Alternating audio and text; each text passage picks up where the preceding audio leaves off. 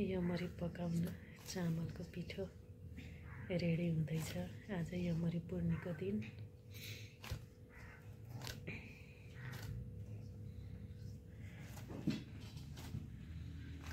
चामलको डो तयार पार्दै हुनुहुन्छ मिना दिदीले।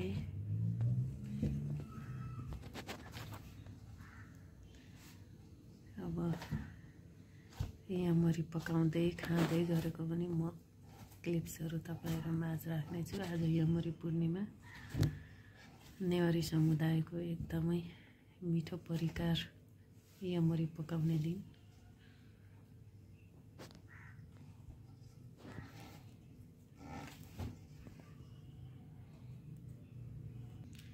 चामलको पिठोको डो बनिसकेको छ। 10 मिनेटको लागि छोपेका छौं। ल अब यमरीले सेप पाइसकेको छ। दामी भयो त। खतरा भयो केटी। खतरा भयो ल। हामी अलिअलि सिक्दै छौं, दिदीले हामीलाई सिकाउँदै हुनुहुन्छ। यहाँ फेरि अर्को बनाउँदै हुनुहुन्छ। यो कला जान्ने चाहिँ हाम्रो मिना शर्मा दिदी है। मिना शर्मा दिदी है यो कला जान्ने चाहिँ।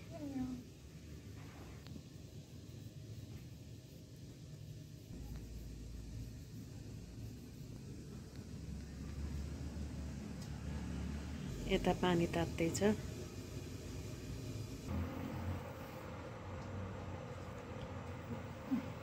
अब यमरी तयार भइसकेको छ, पकाउन बाँकी।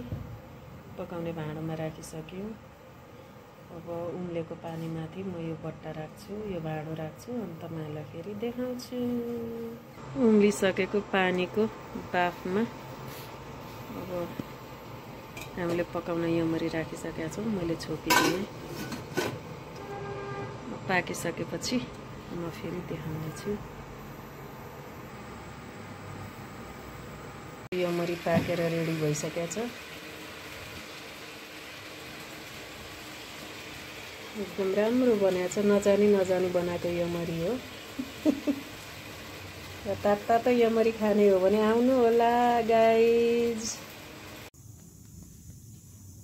आहा कस्तो खाउँ लाग्दो यमरी ल, हेर्नुस् त। यता देखाइदिनु त। वाउ।